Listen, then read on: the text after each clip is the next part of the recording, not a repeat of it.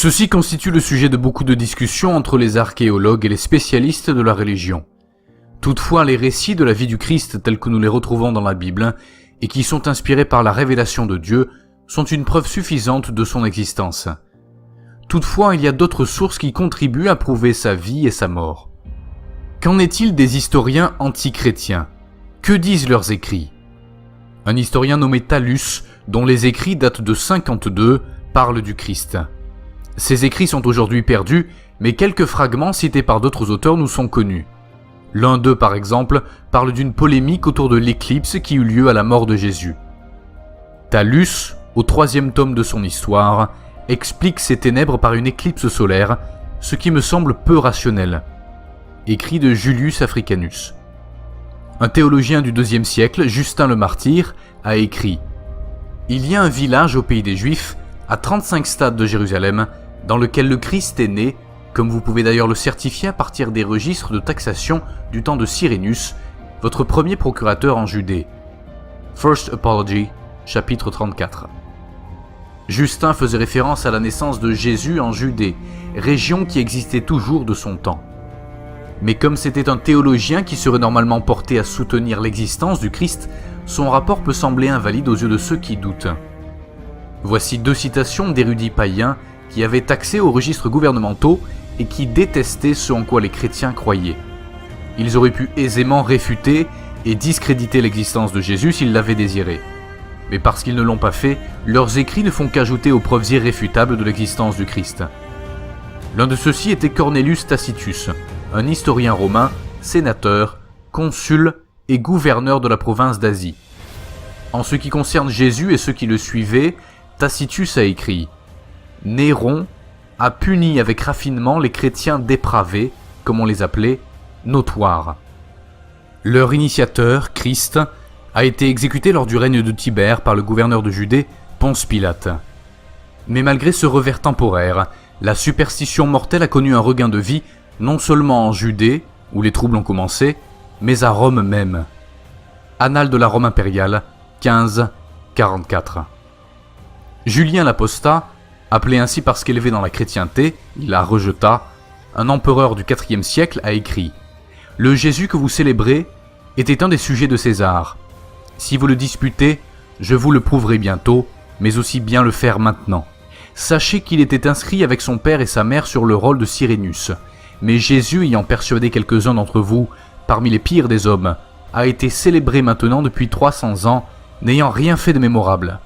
À moins que quelqu'un croie que guérir des infirmes et des aveugles, exorciser des démoniaques dans les villages de Bethsaïda et de Béthanie, soit une chose remarquable. » Cyril contre Julien, 6, 191, 213. Qu'en est-il du peuple juif? Si le Christ n'a pas existé, comment alors peuvent-ils le rejeter? Dans son livre Antiquities of the Jews, l'historien juif Flavius Joseph écrit au sujet de Jésus, de ses disciples et de Jean-Baptiste. Il appelle Jean l'homme de bonté. Les érudits modernes acceptent le récit de Joseph sur la mort de Jacques, le frère de Jésus qui était appelé Christ, comme authentique. L'Encyclopédie juive, édition 1907, explique aussi que Jésus est mentionné dans le Talmud, la tradition juive qui combine la Mishnah et la Gemara. On retrouve ces références au Christ dans les sections Shabbat 104b et 116b, Sanhedrin 43a, 67a et 107b, et dans Sota 47a. Vous pourriez aussi lire un article intitulé « Jésus de Nazareth » tiré de l'Encyclopédie juive 1907 et les articles Jésus-Christ et Talmud et Midrash de la New Encyclopedia Britannica 1981 ou l'article Jésus dans l'Encyclopédia Judaica pour plus de documentation concernant ce sujet. Ces sources offrent des informations de valeur qui sont autant de preuves de la vie du Christ. Elles indiquent des faits inaltérables qu'il était né d'une vierge, était de nationalité juive, a prêché l'évangile, a guéri les malades et les infirmes, et a été trahi et brutalement massacré. Dans les premiers écrits des rabbins juifs, Jésus a été dénoncé comme l'enfant illégitime de Marie et un sorcier. Parmi les païens, le satirique Lucien de Samosate, 120-180, et le philosophe Cels ont ridiculisé Jésus et le christianisme, mais personne dans le monde antique n'a jamais remis en question l'existence de Jésus. On a retrouvé une lettre d'un Syrien appelé Mara Bar Sérapion, envoyée à son fils vers les années 73, qui dit « Quel avantage les Juifs ont-ils eu à exécuter leur roi sage ? Le roi sage n'est pas mort pour de bon, car il survit dans l'enseignement qu'il a laissé. » Manuscrit détenu par le British Museum. L'existence des chrétiens est attestée dès l'époque de Néron, soit seulement quelques décennies après la mort de Jésus. Suite à l'incendie de Rome, la population soupçonne l'empereur d'avoir lui-même mis le feu à la ville. Ce dernier, pour se disculper, doit donc trouver des boucs émissaires sur qui rejeter la faute et choisit pour cela les chrétiens. 2 textes nous rapportent cet événement. Le premier texte de Suétone est assez concis. On livre au supplice les chrétiens, sorte de gens adonnés à une superstition nouvelle et dangereuse. Nul historien sérieux ne remet en doute l'existence historique de Jésus de Nazareth. On s'accorde à dire que Jésus était un prédicateur itinérant juif, crucifié par les Romains il y a quelques 2000 ans. En dehors de son application au personnage de Jésus, la pratique de la crucifixion à l'époque romaine est attestée par d'autres textes anciens. Cette méthode d'exécution qui consistait à suspendre ou clouer les condamnés sur des planches de bois pour provoquer leur mort par asphyxie fut d'abord pratiquée chez les Celtes, les Perses et les Phéniciens avant d'être introduite chez les Romains.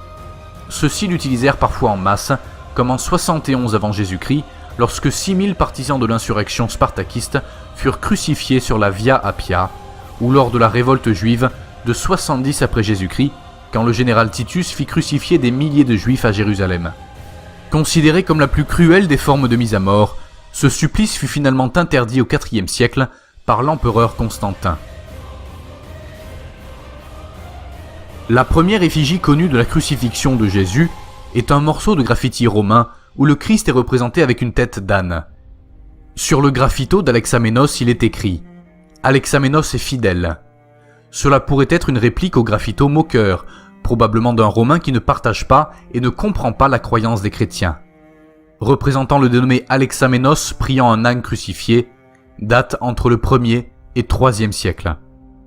Pendant longtemps, on ne disposa pas de traces matérielles de cette pratique barbare, jusqu'à ce qu'en 1968, l'archéologue israélien Vassilios Tsvaferis découvre dans une tombe de Givat Amiftar, près de Jérusalem, le squelette d'un homme qui avait été crucifié. Le corps trouvé dans un sarcophage avait les chevilles traversées de part en part par un clou long de 17 cm. L'état des poignets montrait qu'ils avaient également été percés de clous. Le tibia gauche présentait une fracture, indiquant qu'il avait reçu le coup de grâce comme le notent les évangiles. Le talon avait éclaté, témoignant de la violence des coups portés par le bourreau.